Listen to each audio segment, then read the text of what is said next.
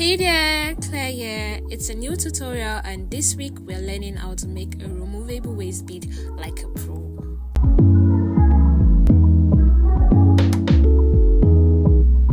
The materials I'm going to be using are my fishing line. I'm using a 0.60 because I like my waist beads to be really strong and to last really long. I'll also be using these gold crystal beads. I have two different shapes here. You can use any bead of your choice. Just be creative and make a beautiful waist bead for yourself.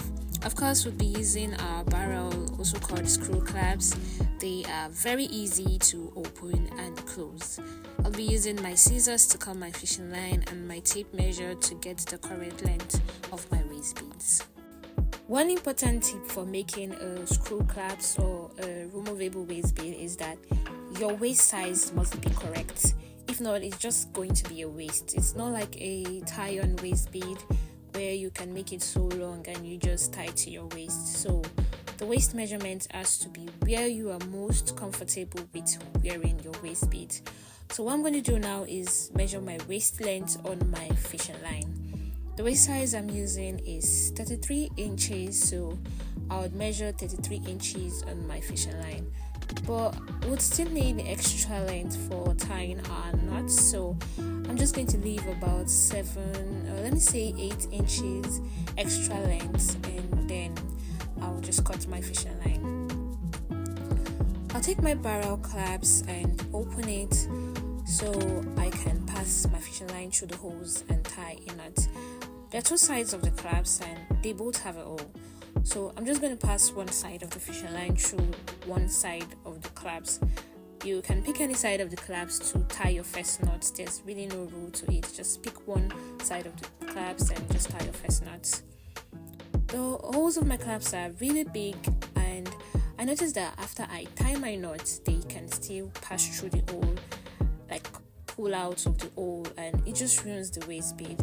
So what I do is I get a very small seed bead. I think it's like size 1. Yeah, it's size 1. And I put it first into the hole before I tie my knot. So this will help my knot to not come out of the hole. So you can tie your knot once, but I like to tie mine twice for extra security. Then I'll just cut the excess string. Make sure you cut very close to the knot before you pull the knot into the hole of the clasp. If your knot is too big for your clasp hole, you would struggle with closing the clasp later on. So just make sure that you don't have a very big knot. In fact, I think it's better if you just use a bead like the size 1 bead as a stopper and tie one knot. If you have a bead board, you can design on it first, but I'm not going to be using it for designing because my design is really simple. I'm just going to use the compartment of the bead board to hold my bead, so it's easier for me to string. You can also use a bowl if you don't have a bead board. Anyone is fine. It's just to hold your beads, so it's very easy for you to string them. I'm just going to be stringing my beads to create my design. I really love the color I'm using to make this waist bead. I love the gold color. It's just really so beautiful. And I make and sell waist beads, so if you're looking for where to get authentic African waist beads, you can just hit me up. My Instagram handle would be in the description. I sell both retail and wholesale. I also sell tie-on waist beads, removable waist beads with clasps like this one, and even elastic waist beads. It all depends on your preferences, and I'm here to satisfy your waist bead needs. Remember, I want to make a 33 inches long waist bead, so I'm going to be checking what length I've made so far. Right now it's just 20 inches, so I still have 13 inches to go. 13 inches to go. You just have to keep on checking so you don't overstring, or will I say overbead.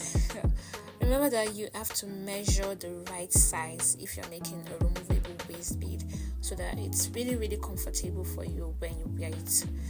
I've never made this design before and I really love how the design is coming out. It's just really beautiful, I must say. So now I'm going to measure again, and I think it's more than 33 inches. Yeah, it's 34 inches now. So I'm just going to remove the extra 1 inch and measure again to be sure that it's correct. Now I'll attach the other side of my clasps. I'll pass the fishing line through the hole, and I'll still be using my small seed bead before I tie my knots. You know, remember, so that it doesn't pull out of the hole and just ruin the waist bead.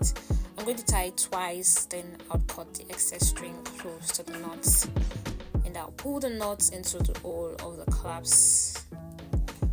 And here's our beautiful waist bead. I went to make 2 more waist beads, and wow, I really love this design. Really love it. That's all for this tutorial. I hope that this video has been helpful to you, and if possible, you can tag my Instagram handle to the beautiful designs that you'd make. If you have any more questions, write them down in the comment section below, and I'll do my best to answer them. If you like this video, give it a big thumbs up and subscribe for more. I post new videos every week, every Friday. Thank you so much for watching, and I'll see you next time. Bye.